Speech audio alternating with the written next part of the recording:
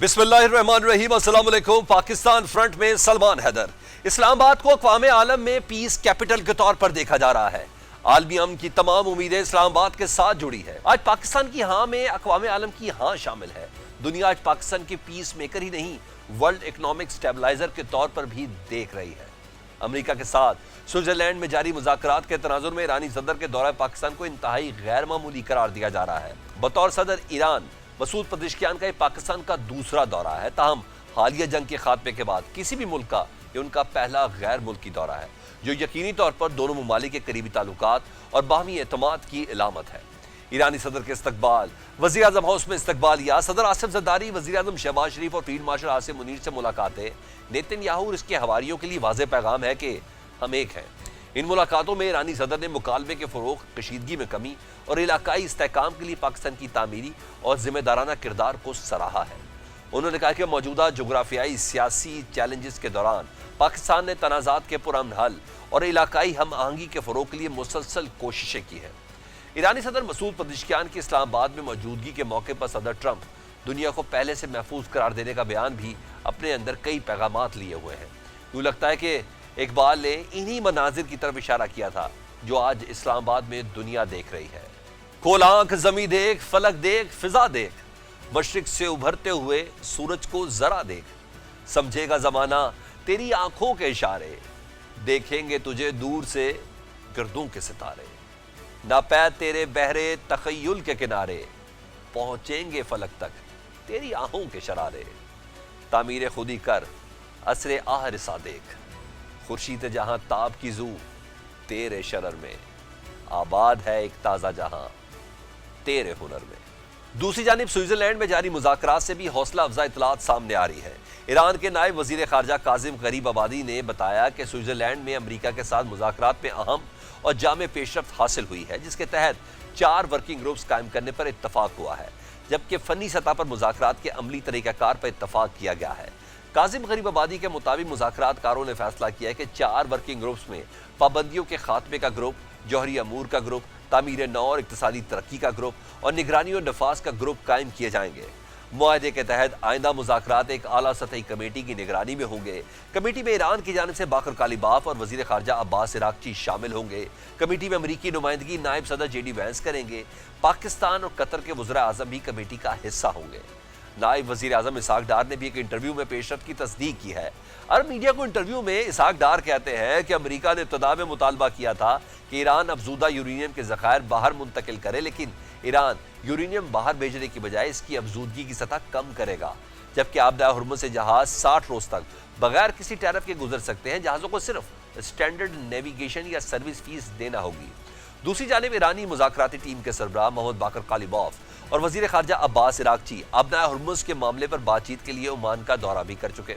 مبصرین کے مطابق working groups کا قیام اس بات کا اشارہ ہے کہ دونوں فریق مذاکراتی عمل کو محض سیاسی بیانات تک محدود رکھنے کی بجائے عملی اور تکنیکی سطح پر آگے بڑھانا چاہتے ہیں، خاص طور پر جوہری پروگرام، اقتصادی پابندیوں میں نرمی، ایران کے منجمد اثاثوں کی واپسی اور اقتصادی تعاون جیسے موضوعات آئندہ مذاکرات میں مرکزی حیثیت اختیار کر سکتے ہیں۔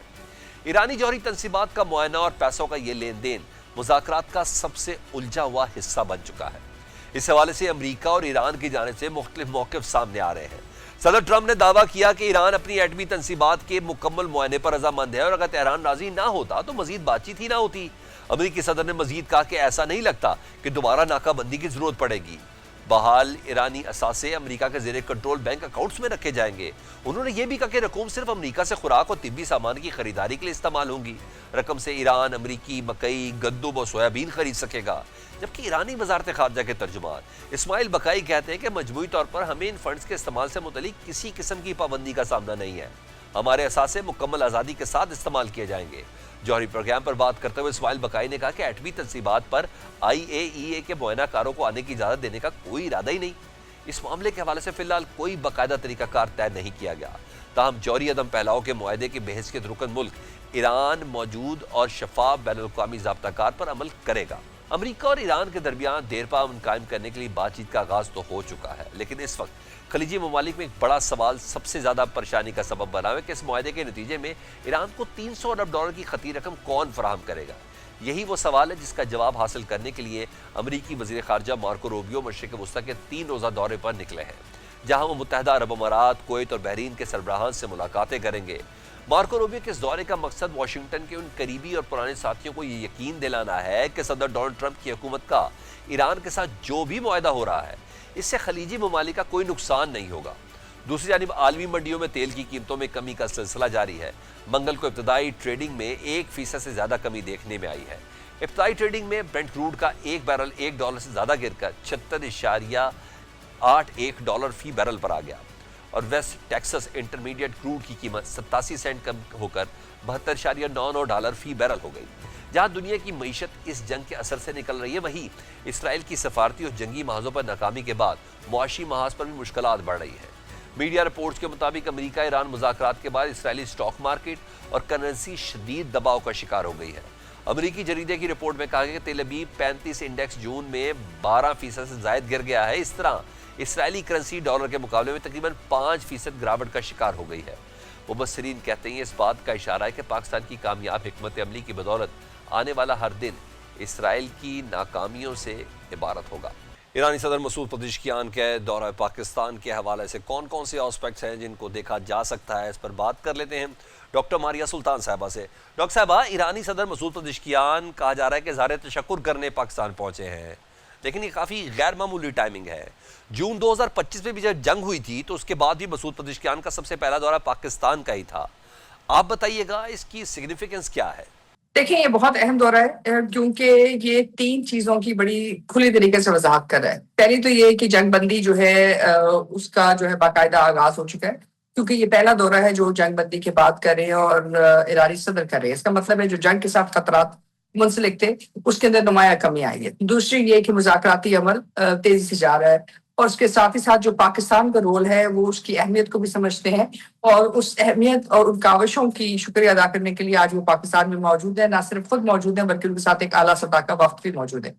تیسرا یہ کہ اس وقت ایران اور پاکستان نہ صرف مشرق وسطیٰ کے اندر ایک کلیدی کردار ادا کریں گے اقتصادی ترقی کے لحاظ سے، لیکن اس کے ساتھ ساتھ جو نیا فریم ورک بننے جا رہا ہے اس کے اندر جو سیکیورٹی اکنامک ٹرانسفارمیشن ہونی ہے، اس خطے کے اندر پاکستان ایران جو ہے ایک طرح سے ایک مضبوط اور ایک بہتر جو ہے مستقبل کی بنیاد رکھیں گے۔ تو یہ ایک اہم چیز ہے، اور ظاہر ہے اس کے ساتھ پاکستان کے ساتھ بہت ساری چیزیں منسلک ہیں، جہاں معاشی اعتبار کے ساتھ چاہے اس کا تعلق سینٹرل ایشیا کے ساتھ ہے، امریکہ کے ساتھ ہے، یا اس خطے کے ساتھ ہے، اور یا جو اس وقت بڑا تناؤ ہے امریکہ اور چین کے درمیان، ان سب کے لیے بھی جو ہے ایک طرح سے ہم یہ سمجھ سکتے ہیں کہ یہ ایک بہت اہم دورہ ہے، کیونکہ یہ ایک وضاحت ہے ایران کی طرف سے کہ وہ پاکستان کے کردار کو اور اس کی اہمیت کو نہ صرف سمجھتے ہیں بلکہ اس کے لیے شکر گزار ہیں۔ ڈاکٹر صاحبہ، ایران کے ساتھ بہترین سفارتی تعلقات کو معاشی تعلقات میں بدلنا یہ کتنا امپورٹنٹ ہے، کیونکہ امریکہ نے ایران کو خام تیل اور پیٹروکیمیکل مصنوعات کی ترسیل اور فروخت کی اجازت دے دی ہے، پاکستان اس سے کیسے فائدہ لے سکتا ہے؟ دیکھیے، پاکستان کے لیے بہت اہم ہے سلمان کے جو ہے ہم اس میں اندر اس ریلیشن شپ کو اقتصادی جو فائدہ ہے اس میں تبدیل کر سکے۔ سب سے پہلا فائدہ تو ظاہر ہے جب ایران کے اوپر سے جو تمام نیوکلیئر ریلیٹڈ سینکشنز اترتی ہیں، اور بالخصوص ان کے تیل کے معاملات کے اوپر کے باقی معاملات پہ، تو پاکستان اگر ان کے ساتھ ایک دورست معاہدہ کرتا ہے، چاہے وہ ساؤتھ پارس فیلڈ کے اندر ہو، گیس ایکسپلوریشن میں ہو، یا تیل کے اندر ہو، تو اس طرح پاکستان کے لیے ایک طرح سے کسی بھی قسم کی سیکورٹی سچویشن میں، اکنامک سچویشن کے اندر ایک سیکورٹی فریم ورک بن جاتا ہے۔ دوسرا یہ کہ ظاہر ہے اس کے ساتھ ایران کے ساتھ جو ہے بہت سارے تھرڈ پارٹی جو ہے مختلف قسم کی اینٹیز ہیں جن پہ سینکشنز لگتی رہی ہیں، وہ آپ بہتر کر سکتے ہیں۔ تیسرا جو آپ کی آئل اور گیس ریفائنریز ہیں جو ہم چاہتے ہیں کہ وہ فعال ہوں، بالخصوص گوادر کے اندر، اگر ہم ایران کے ساتھ یہ معاہدہ کرتے ہیں تو آپ گوادر کے اندر جو آئل ریفائنریز ہیں اس کے اندر ایک بہت بڑا کردار ہوگا، خمینائی پورٹ کا، جہاں بندر عباس جو ہے ایک سسٹر پورٹ کا کردار ادا کر سکتی ہے۔ اور اس کے ساتھ ہی ساتھ جو نیا معاہدہ کیا ہے ہم نے 6 راہداریوں کا کراچی پورٹ ٹرسٹ سے، یہ کراچی پورٹ سے جو ایران اس کے بعد سینٹرل ایشیا اور باقی ممالک تک جائے گی، وہ ایک علیحدہ راستہ ہے جو معاشی طور کے اوپر اور اقتصادی راہداری کے پوائنٹ آف ویو سے بہت اہم ہے۔ تو اس وقت یہ تمام وہ ٹرانسفارمیشن ہے جو آپ دیکھ رہے ہیں، اور ہمیں جو سب سے بڑا فائدہ ہوا ہے وہ یہی ہوا ہے کہ دنیا جو ہے اس کے میپ کے اوپر کراچی اور گوادر اہم بندرگاہوں کے طور کے اوپر نہ صرف ابھرے ہیں، بلکہ ان کے ساتھ ساتھ جو عوام کا بین الاقوامی تجارتی جو آپ کہہ سکتے ہیں مختلف صفحے ہیں اس میں یہ دونوں جو پورٹس ہیں ان کا ایک بہت نمایاں کردار بنا ہے. تو یہ ایک اہم پیش رفت ہے. اور ظاہر ہے جب اس لیول کا ڈیلیگیشن آتا ہے تو آپ ایٹ لیسٹ فریم ورک کو بنیاد رکھتے ہیں, اور ظاہر ہے اس بنیاد سے اقتصادی ترقی جو ہے وہ زیادہ واضح بھی ہوتی ہے بنسبت اس کے کہ صرف ایک سیاسی وزٹ میں. تو پاکستان اس ٹرانسفارمیشن کے اندر نہ صرف یہ پاکستان کے لیے, ایران کے لیے, بلکہ اس خطے کے لیے ایک بہت خوشائند جو ہے خبر لے کے بھی آئے, اور ایک خوشائند رول بھی ادا کرنا ہے. اور یہ ایران اور امریکہ کے درمیان جو تکنیکی مذاکرات کا پہلا مرحلہ مکمل ہوا ہے, جوہری پروگرام اور پر پابندیوں پہ 4 اہم ورکنگ گروپس قائم کیے گئے ہیں. نائب وزیر اعظم اسحاق ڈار صاحب کہتے ہیں کہ ایران یورینیم باہر بھیجنے کی بجائے اس کی افزودگی کی سطح کم کرے گا.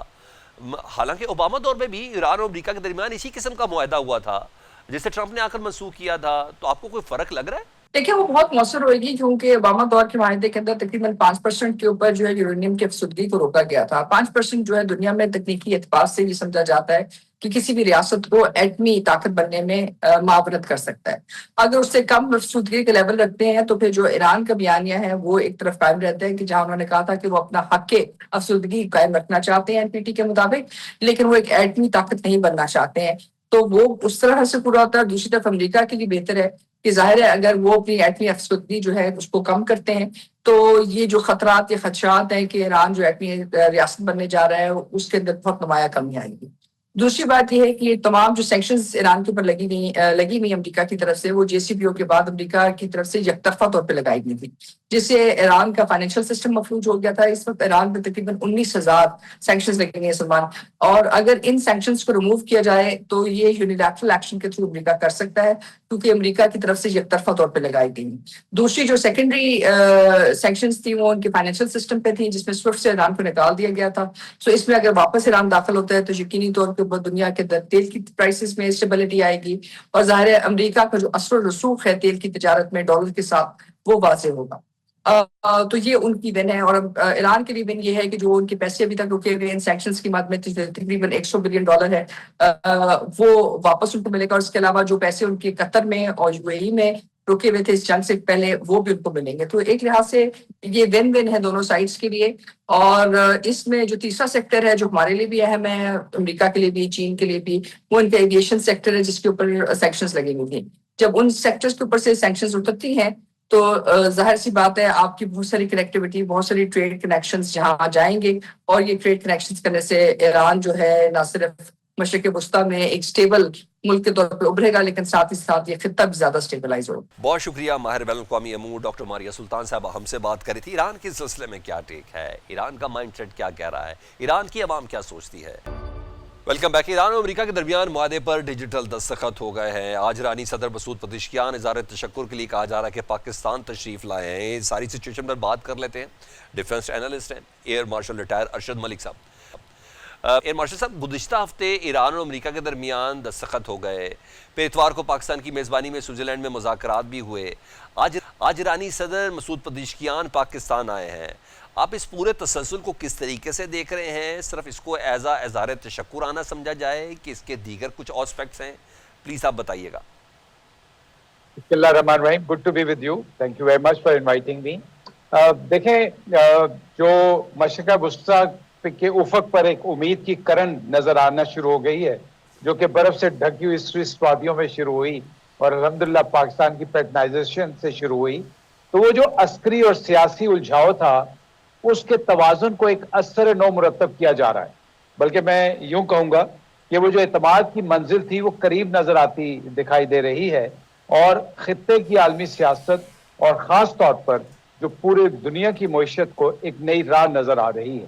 تو میں تو اس کو بڑی پازیٹیو دیکھ رہا ہوں. اور سب سے پہلے اللہ کا شکر ادا کرتے ہیں کہ اللہ تعالیٰ نے پاکستان کو یہ اعزاز بخشا کہ Pakistan became a bridging gap, ایک جو دونوں ملکوں کے درمیان خلیج تھی جو شاید آبنائے حمت سے بہت زیادہ تھی, گہری بھی تھی, طویل بھی تھی, اس کو الحمدللہ ہمارے تھرو ہوا. اور جو قطر بعد میں اس میں انٹر ہوتا ہے. تو میں اس خطے میں بھی پازیٹیوٹی دیکھ رہا ہوں. ایران کا یہاں آنا ہمارے علاقائی تناظر میں بہت اہمیت اختیار کر جائے گا انشاءاللہ, because you know that we didn't have very kind of ideal relations per se with Iran. But over a period of time, if you recall, کہ جب ایران اور اسرائیل کا مسئلہ ہوا تو سب سے پہلے جو بریک آئی اس میں بھی پریزیڈنٹ جو تھے ایران کے وہ پاکستان تشریف لائے, اور اب یہ دوسرا موقع ہے کہ ایک بہت بڑی جو معاہدہ سا نظر آ رہا ہے یا مفاہمتی یادداشت پہ سگنیچر ہو گئے, اس کے بعد وہ پاکستان تشریف لائے, تو یہ بڑا اسٹرانگ سفارتی لحاظ سے میسج جاتا ہے انشاءاللہ. ٹھیک. اور سب ایران اور امریکہ کے درمیان تکنیکی سطح کے مذاکرات بھی آج مکمل ہوئے ہیں. صدر ڈونلڈ ٹرمپ کہتے ہیں کہ ایران جوہری تنصیبات کے اعلیٰ ترین معاہدے پر مکمل طور پر رضامند ہو گیا ہے. سر اگر ایران اس پر راضی نہ ہوتا تو وہ کہتے ہیں آگے مذاکرات بھی نہ ہوتے, مگر ایران اس کو ڈینائی کر رہا ہے. اس اسپیسیفک اختلاف کو آپ کس طریقے سے دیکھ رہے ہیں؟ میں بڑے احترام کے ساتھ, واشنگٹن سے جو سٹیٹمنٹس آتی ہیں وہ ڈاؤٹ فل رہتی ہیں, وہ کسی وقت بھی کسی طور پہ بھی بیٹھ سکتی ہیں. ایران کا موقف اگر آپ دیکھیں تو بہت واضح اور بہت ہی جارحانہ رہا. دیکھیں جو حالات ہوئے اس میں یہ بھی بات طے ہے کہ ایران کے مقابلے میں امریکہ نے ایک منظم انداز سے پسپائی اختیار کی. جب آپ یہ سٹیٹمنٹ سنتے ہیں کہ اس نے اپنی جوہری توانائیوں پہ کمپرومائز کیا, تو میں یہاں تک تو ماننے کو تیار ہوں کہ ایران نے ضرور لچک دکھائی ہے, ایران نے ضرور اپنے موقف میں نرمی لایا ہے, بٹ اس کا لنکیج جو ہے وہ بڑا کلیئر رکھتا ہے, which is linked to Lebanon, which is linked to sanctions, which is linked to state of Hormuz. اگر محفوظ جہاز رانی چلتی رہتی ہے اور امریکہ کا کوئی اثر نہیں رہتا اور لبنان میں جنگ بندی رہتی ہے, یا جو ہمیں پتہ ہے کہ صدرن لیبنان میں جو انٹری دی ہوئی ہے اسرائیل نے, اس کو کنٹرول کیا جا سکتا ہے, تو ایران پازیٹیو رہے گا.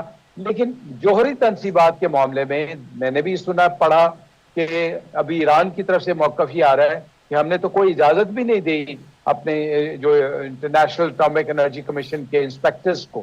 تو اس میں تھوڑا سا تضاد تو ہے, لیکن ہم اس کو یوں لیتے ہیں کہ چونکہ امریکہ نے بھی پازیٹیوٹی دکھائی, $12 بلین دے دیے, آپ کو 60 دنوں کے لیے انہوں نے لیوریج دے دیا کہ ایران تجارت کر سکتا ہے, جو کہ ایک بہت بڑی گین ہے آپ نائے ہومس کا. تو اس میں اگر تھوڑا بہت کمپرومائز ہو جاتا ہے ایران کی طرف سے, جس کو سیاق و سباق سے بڑھ کر امریکہ کی طرف سے آ رہا ہے, تو ہم اس کو تسلیم کر لیتے ہیں. ٹھیک. اور سب اب امریکہ کے منع کرنے کے باوجود ہم نے دیکھا کہ اسرائیل کے لبنان پہ حملے بھی جاری رہے, ساتھ ساتھ امریکہ اور اسرائیل میں ہم نے اختلافات بھی سامنے آتے نظر تو آیا. نتنیاہو نے تو اپنے فوجیوں کو یہ کہہ دیا کہ اسرائیل کو امریکی اسلحے پر انحصار ختم کرنا ہوگا. اسرائیل و امریکہ کے ان اختلافات کو اگر ہم دیکھیں تو سر یہ کوئی ایک میوچل انڈرسٹینڈنگ کے ساتھ ہے کہ واقعی وقت آ گیا ہے, اسرائیل اور امریکہ کی دوستی میں ایک واضح دراڑ ہے؟ دیکھیں میرے نظر میں جو سفارتکاری کی یہ جو شطرنج کھیلی جا رہی ہے, اس میں اسرائیل کو آپ نظر انداز نہیں کر سکتے. ہاں یہ میرا ذاتی انالیسس ہے کہ وقتی طور پہ اسرائیل وہ اسٹرینتھ لوز کر چکا ہے جو کہ جس کی بیس پہ اس نے ٹرمپ صاحب کو مجبور کیا غلط بیانی سے کہ آپ اس جنگ میں گھس جائیں. Over a period of time not only Americans but the whole cabinet has realise کہ یہ غلط فیصلہ تھا, ایک غیر منطقی فیصلہ تھا, اور جس پہ امریکہ کی ساکھ بری طرح مجروح ہوئی. امریکہ کے عام شہری کے اوپر پینسلوینیا میں چلے جائیں, اٹلانٹا میں چلے جائیں, بہت بڑا امپیکٹ آیا فائنینشلی. اور اگر آپ رائے دیکھتے ہیں, اسرائیل کی رائے جو ہے وہ 92% تقریباً یہ کہہ رہی ہے کہ اس جنگ کے بعد یہ جو ایگریمنٹ ہونے جا رہا ہے اس میں ایران کا پلہ بھاری ہے. اسی طرح اگر آپ امریکہ میں آتے ہیں تو اٹ از رائٹنگ آن دا وال کہ امریکہ میں جو مڈ ٹرم الیکشن میں اس میں ٹرمپ صاحب بری طرح, میرے خیال میں امریکہ ریئلائز تو کر رہا ہے, لیکن یہ کہنا کہ مکمل طور پر اسرائیل کی حمایت ختم ہو چکی ہے یہ بالکل غلط ہے. اسرائیل کی حمایت نہیں ختم ہوگی. سر ایک دوسرا اسپیکٹ بھی ہے, اسپیکٹ بھی ہے نا, مارکو روبیو بھی خلیجی ممالک کا دورہ کر رہے ہیں. مشرق وسطیٰ کی جنگ میں ایران کے ساتھ ساتھ خلیجی ممالک کا بھی تو نقصان ہوا ہے. ایران کو اگر اس معاہدے کو اگر دیکھا جائے تو $300 ارب بھی ملنے ہیں ایران کے انفراسٹرکچر کی تباہی کے حوالے سے, لیکن میڈیا رپورٹس کے مطابق خلیج کے حکمران اس بات سے ڈر رہے ہیں کہ اتنی بڑی رقم سے تہران نہ صرف اپنے ملک کو دوبارہ کھڑا کر سکتا ہے بلکہ اس سے ان کی فوجی طاقت اور خطے میں اثر و رسوخ بھی پہلے سے زیادہ مضبوط ہو جائے گا. ٹھیک ہے, خلیجی ممالک میرے خیال میں ایک بڑی محتاط امید کے ساتھ اور کسی غیر مشروط جوش و خروش سے اس معاہدے کو دیکھ رہے ہیں. لیکن ایک بات اس جنگ میں طے ہو گئی کہ عسکری طاقت سے آپ کے ملک میں ترقی ناممکن. اگر آپ عسکری محاذ پہ کام رہتے ہیں اور اگر آپ کو امریکہ جیسے بہادر ملک کی سپورٹ رہتی ہے تو آپ کی معیشت جو ہے وہ پنپ نہیں سکتی. سو عسکریت سے ہٹ کے یہ معیشت کی طرف آ گئی ہے. اور 3 فیکٹر ہیں. محفوظ جہاز رانی ہونی چاہیے, خلیجی راستوں میں طویل کوئی نئی جنگ نہیں ہونی چاہیے, اور ایران کا جس طرح آپ نے فرمایا بالکل ٹھیک ہے, لیکن ان کی مجبوری یہ ہے کہ ایران نے ثابت کر دیا کہ اس خطے میں اسرائیل کے ساتھ ساتھ وہ بھی ایک بہت بڑا فیکٹر ہے. تو میرے خیال میں خلیجی ریاستیں ایک اعتماد کا راستہ لے کے چلیں گی ایران کے ساتھ. ٹھیک, بہت شکریہ. ایئرمین ارشد ملک ہم سے بات کر رہے تھے. پاکستان فرنٹ, اس بریک کے بعد دنیا کی توجہ اس وقت ایران, امریکہ اور اسرائیل جنگ کے خاتمے پر مرکوز ہے. ایسے میں غزہ کے مظلوم فلسطینی منتظر ہیں کہ اقوام عالم اس جنگ کے خاتمے کے بعد ان کی طرف بھی توجہ دیں گے, جس سے ظلم کی سیاہ رات ختم ہوگی اور آزاد خود مختار فلسطینی ریاست کا قیام ہو سکے گا. دوسری جانب اقوام متحدہ کے تحقیقاتی کمیشن نے اسرائیل کی جانب سے غزہ میں بچوں کو دانستہ نشانہ بنا کر نسل کشی کرنے کا انکشاف کیا ہے. کمیشن نے اپنی رپورٹ میں صہیونی فورسز کے اقدامات کو نسل کشی, انسانیت کے خلاف جرائم اور جنگی جرائم قرار دیا. کمیشن کے مطابق ایسے اقدامات مقبوضہ مغربی علاقے میں بھی دیکھے گئے ہیں. رپورٹ میں دعویٰ کیا گیا ہے کہ اسرائیلی فورسز نے جان بوجھ کر ایسے حملے کیے جس سے بڑی تعداد میں فلسطینی بچوں کی شہادت اور شدید جسمانی اور ذہنی نقصان ہوا, اور یہ سلسلہ گزشتہ برس ہونے والی جنگ بندی کے بعد بھی جاری رہا. کمیشن کہتا ہے کہ اس کے پاس ایسے شواہد موجود ہیں جو ظاہر کرتے ہیں کہ کارروائیاں ایک منظم حکمت عملی کا حصہ ہیں جس کا مقصد فلسطینیوں کے مستقبل کو ان کے بچوں کو نشانہ بنا کر کمزور کرنا ہے. اقوام متحدہ کی انسانی حقوق کونسل کے 2021 میں مقبوضہ فلسطینی علاقوں اور اسرائیل کے حوالے سے مبینہ بین الاقوامی انسانی حقوق اور انسانی حقوق کی خلاف ورزیوں کی تحقیقات کے لیے ایک آزاد بین الاقوامی کمیشن آف انکوائری قائم کیا تھا. رپورٹ کے مطابق اسرائیلی حملوں میں رہائشی عمارتیں, اسکول اور پناہ گاہیں بھی نشانہ بنی, جبکہ بچوں کو گرفتار کرنے, تشدد کا نشانہ بنانے اور طبی سہولیات تک رسائی محدود کرنے کے الزامات بھی سامنے آئے ہیں. گزشتہ ستمبر میں کمیشن نے اسرائیل پر غزہ میں فلسطینیوں کے خلاف نسل کشی کرنے کا الزام عائد کیا. ایک رپورٹ میں کہا گیا کہ معقول بنیادیں موجود ہیں کہ 1948 کے جینوسائیڈ کنونشن میں بیان کردہ 5 میں سے 4 اقدامات اسرائیلی حکام اور سیکیورٹی فورسز کی جانب سے کیے گئے ہیں. اکتوبر 2025 میں اسرائیل اور حماس نے صدر ٹرمپ کے جنگ کے خاتمے کے منصوبے کے تحت جنگ بندی پر اتفاق کیا. اس کے بعد دونوں فریق ایک دوسرے پر بار بار جنگ بندی کی خلاف ورزیوں کے الزامات عائد کرتے رہے. غزہ کی وزارت صحت کے مطابق جنگ بندی کے بعد سے اب تک 1020 سے زائد فلسطینی شہید ہو چکے ہیں, جن میں 265 بچے شامل ہیں. کمیشن نے اپنے تازہ بیان میں کہا کہ غزہ میں اسرائیلی فوجی کارروائیوں کی شدید پیمانے اور منظم نوعیت سامنے آئی ہے, جس کے نتیجے میں فلسطینی بچوں کی بے مثال ہلاکتیں, زخمی ہونا اور ذہنی صدمات سامنے آئے ہیں. کمیشن کے سربراہ انڈین قانون دان سری نواسن مرلی دھر نے کہا کہ اکتوبر 2025 کی جنگ بندی کے بعد بھی بچوں کی ہلاکتیں اور شدید زخمی ہونا جاری ہے, اور اسرائیل جنگ بندی اور بین الاقوامی قانون کے تحت فلسطینی بچوں کو فراہم کیے جانے والے تحفظ کو نظر انداز کر رہا ہے. انہوں نے مزید کہا کہ فلسطینی بچوں کا تحفظ, نگہداشت اور بقا فلسطینی عوام کے حق کے خود ارادیت سے جدا نہیں ہے. بچوں کو نشانہ بنا کر اسرائیل دراصل فلسطینی قوم کی بقا اور ان کے مستقبل کے تعین کی صلاحیت پر حملہ کر رہا ہے. کمیشن کی نئی رپورٹ کے مطابق اسرائیل نے غزہ میں فلسطینی بچوں کو براہ راست نشانہ بنایا, جس میں اہم اعضاء پر فائرنگ جیسے کوارڈ کاپٹر ڈرونز اور سنائپرز کا استعمال, اور رہائشی عمارتوں, اسکولوں اور بے گھر افراد کے کیمپوں پر بھاری ہتھیاروں سے حملے شامل ہیں, جہاں بڑی تعداد میں بچے موجود تھے. رپورٹ میں کہا گیا کہ اسرائیل مغربی کنارے میں بھی فلسطینی بچوں کو اسرائیلی فوج اور آبادکاروں کے حملوں سے محفوظ رکھنے میں ناکام رہا ہے, جس کی قانونی ذمہ داری اسی پر عائد ہوتی ہے. رپورٹ کے مطابق غزہ اور مغربی کنارے میں بچوں, خصوصاً نوعمر لڑکوں کو گرفتار, تشدد کا نشانہ اور بدسلوکی کا سامنا کرنا پڑا, جبکہ جنسی اور صنفی بنیاد پر تشدد کے واقعات بھی ریکارڈ کیے گئے ہیں جو عموماً گرفتاری یا حراست کے دوران پیش آئے ہیں. غزہ میں نوزائیدہ بچوں کے اسپتالوں پر اسرائیلی حملوں نے بچوں کی زندگی بچانے والی سہولیات کو منظم انداز میں تباہ کیا, جس سے ان کی بقا خطرے میں پڑ گئی ہے. رپورٹ اسرائیل پر یہ بھی الزام عائد کرتی ہے کہ اس نے بھوک کو جنگی حربے کے طور پر استعمال کیا اور انسانی امداد کی آمد پر پابندیوں کے باعث بچوں میں شدید غذائی قلت پیدا ہوئی, جس سے ان کی بقا کے بنیادی حالات متاثر ہوئے. مزید یہ کہ اسکولوں پر حملے, بڑے پیمانے پر بے دخلی اور تعلیمی اداروں کی بندش کے ذریعے اسرائیلی حکام نے بچوں کی تعلیم حاصل کرنے کی صلاحیت کو منظم طریقے سے متاثر کیا, جس سے فلسطینی فکری اور سماجی بنیادیں کمزور ہو رہی ہیں. پاکستان فرنٹ سے سلمان حیدر کو اجازت دیجیے. اللہ حافظ.